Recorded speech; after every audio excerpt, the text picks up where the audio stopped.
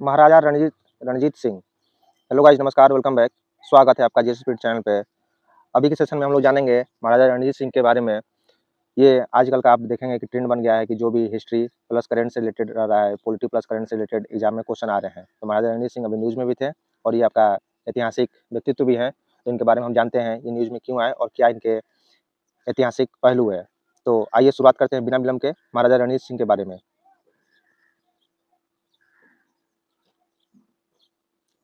13 नवंबर को पंजाब के महाराजा रणजीत सिंह की जयंती है, तो इसलिए न्यूज़ में था कि 13 नवंबर को उनकी जयंती मनाई गई है। अब आगे देखिए क्या पृष्ठभूमि है। उनका जन्म 13 नवंबर 1780 को गुजरांवाला में हुआ था। तो उनका जन्म कहाँ हुआ था? 1780 में गुजरांवाला में, जो अब पाकिस्तान में है। और उन्होंने लगभग 4 दशक, ठीक है, उन्होंने लगभग 4 दशकों यानी कि 1801 से 39 तक पंजाब पर शासन किया। अपनी मृत्यु के समय वह भारत में बचे एकमात्र संप्रभु नेता थे, ठीक है। वो भारत में बचे अपनी मृत्यु के समय, जब उनकी मृत्यु हुई तो उस समय एकमात्र संप्रभु नेता थे। अन्य सभी किसी न किसी तरह से ईस्ट इंडिया कंपनी के नियंत्रण में आ गए थे, तो ये नियंत्रण में नहीं आए थे और एकमात्र संप्रभु नेता बचे थे। कौन? रंजीत सिंह। आगे देखिए मुख्य बिंदु क्या क्या है। 1799 में रंजीत सिंह ने लाहौर पर विजय प्राप्त करने के बाद, ये क्वेश्चन आ सकता है एग्जाम में, रंजीत सिंह ने लाहौर विजय कब प्राप्त की? 1799 में। एक एकीकृत सिख साम्राज्य की स्थापना की।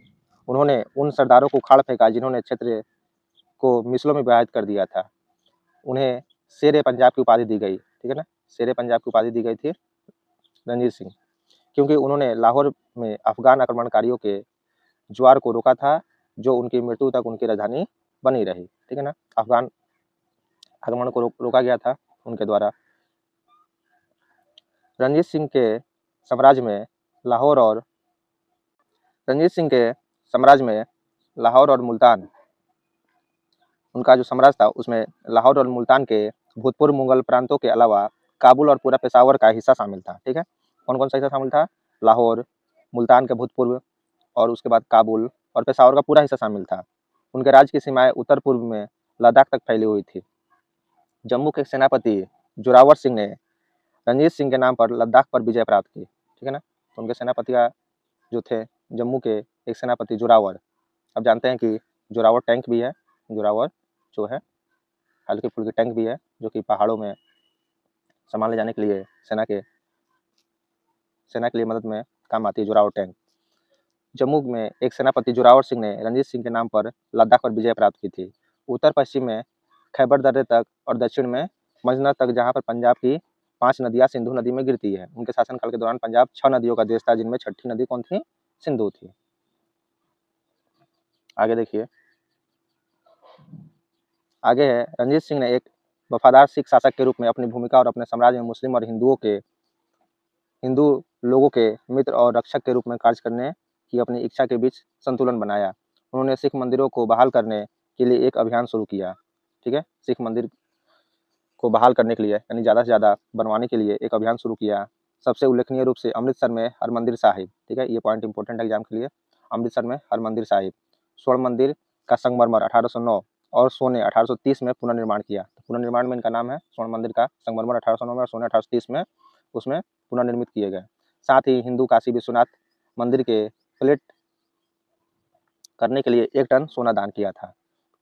जो काशी विश्वनाथ मंदिर जो 12 ज्योतिर्लिंग में से शामिल है, तो उसके ऊपर जो प्लेट का कोटिंग किया गया है, 1 टन सोना इनके द्वारा दान किया गया। रंजीत सिंह ने यूरोपीय सेनाओं की तर्ज पर अपनी सेना का आधुनिकीकरण करना शुरू किया। उन्होंने फ्रांसीसी और इतालवी यानी कि इटालियन भाड़े के सैनिकों को काम पर रखा, जिन्होंने 1815 में शक्तिशाली फ्रांसीसी जनरल की हार तक नेपोलियन के लिए लड़ाई लड़ी, ठीक है। इन्होंने 1815 में शक्तिशाली फ्रांसीसी जनरल की हार तक नेपोलियन के लिए लड़ाई लड़ी।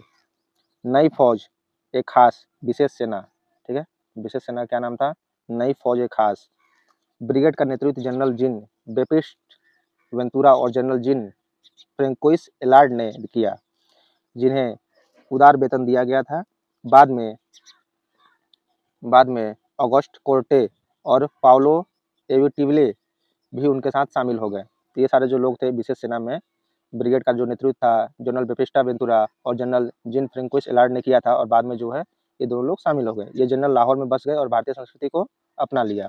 आगे है 1839 में रणजीत सिंह की मृत्यु के तुरंत बाद ब्रिटिश ईस्ट इंडिया कंपनी, उनकी मृत्यु कब हुई? 1839 में।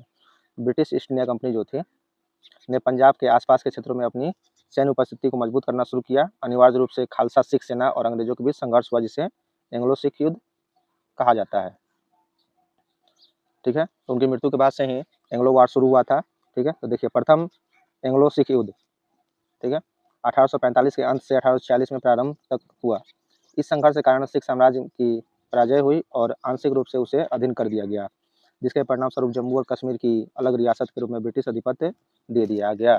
तो प्रथम सिख आंग्ल युद्ध जो है 1845 से 46 तक चला, जिसमें यहाँ पर ब्रिटिश अधिपत्य शामिल हुआ। आगे है कि कंपनी ने 1849 में सिखों की निर्णायक और अंतिम पराजय दी, जिसके बाद 10 वर्षीय महाराजा दिलीप सिंह ब्रिटिशों के पेंशन भोगी बन गए और उन्हें शेष जीवन के लिए लंदन निर्वासित कर दिया गया। तो ये था सेगमेंट आपका राणा रंजीत सिंह का। ये न्यूज़ में प्लस हिस्ट्री में इस तरह का भी कॉन्सेप्ट चल रहा है कि जो भी चीज़ न्यूज़ में आ रहा है उससे रिलेटेड चीज़ें, इतिहास, भूगोल और जो भी राज्य व्यवस्था की चीज़ें, उसे जाके क्वेश्चन पूछे जा रहे हैं। तो इसी तरह के उम्दा सेशन के लिए आप देखते रहें जीएस स्पिरिट। मिलते हैं अगले वीडियो में। बहुत बहुत धन्यवाद। Thank you for watching.